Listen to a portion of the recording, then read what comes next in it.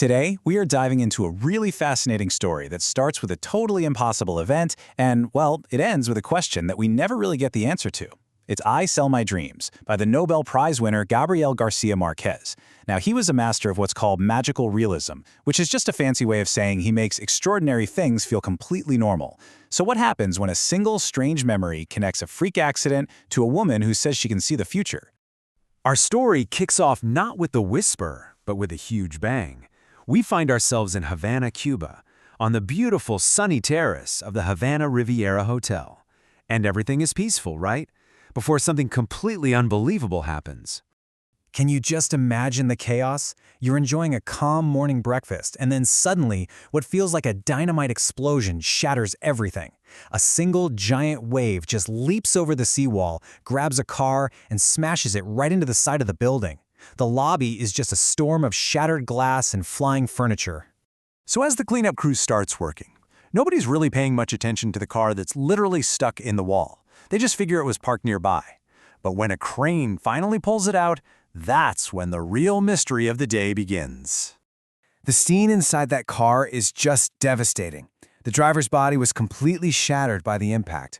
But amidst all that chaos that our narrator reads about in the newspaper, his eyes just lock onto one single, unforgettable detail: a gold serpent ring with emerald eyes.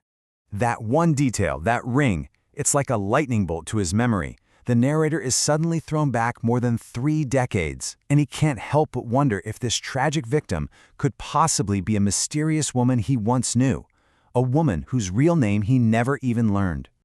So that ring sends the narrator's mind just reeling back in time, and we're transported with him to a student tavern in Vienna 34 years earlier.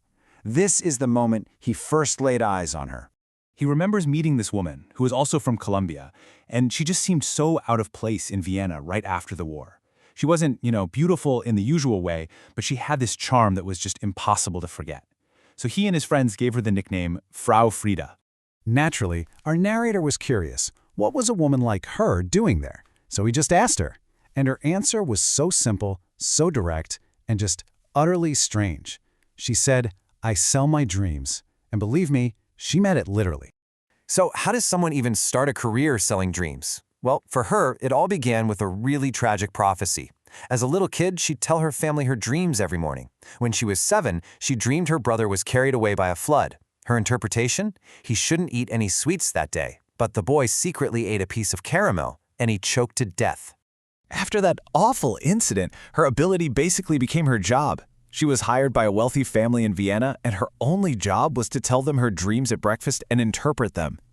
Eventually, her predictions became the final word on everything, giving her complete control over their daily lives. Now, Frau Frida's power wasn't just for the family she worked for.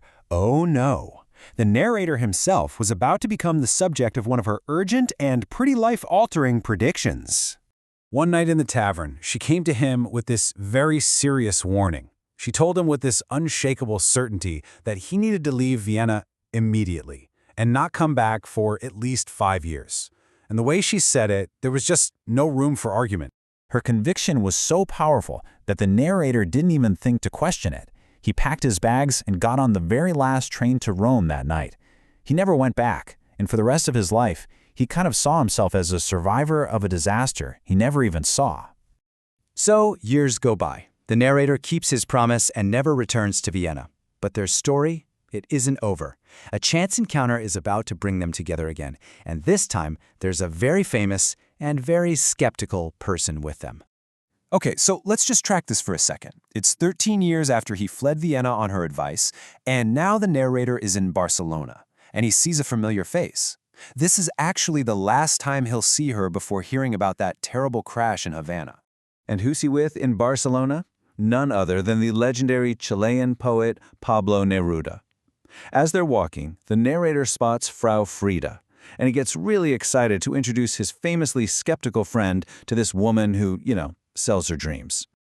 So the narrator encourages Frau Frida to talk about her dreams, hoping to just blow the poet's mind.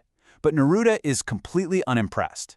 He just dismisses the whole idea of prophetic dreams, saying flatly that only poetry is clairvoyant. For him, art is the only real way to see the future. Later that day, Neruda takes his usual afternoon nap. But when he wakes up, something's different. He says something that seems to completely go against his own confident skepticism from earlier. He tells the narrator, "I dreamed about that woman who dreams." And when the narrator asks what the dream was about, he says this wonderfully strange, looping thing. "I dreamed she was dreaming about me."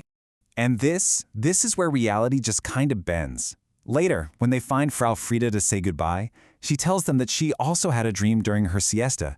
And her dream? In her exact words, "I dreamed he was dreaming about me." Just an impossible, magical coincidence. That strange, shared dream, that was the narrator's last real memory of Frau Frida, which brings us full circle, right back to where we started, the wreckage in Havana. The narrator tries to confirm the connection. He's desperate to know which finger she wore that serpent ring on, but he never gets an answer. The link is never proven, and the woman from Vienna just remains a ghost in his memory. And that, right there, is the central mystery Marquez leaves us with. Was Frau Frida a true prophet, or was she just a really clever survivor who understood the power of a good story? The story never gives us a clear answer. Instead, it kind of suggests that maybe the real magic isn't in seeing the future, but in the power of belief itself, how one person's conviction can completely reshape another person's reality. It makes you ask, what stories do we choose to believe, and how do they end up defining our lives?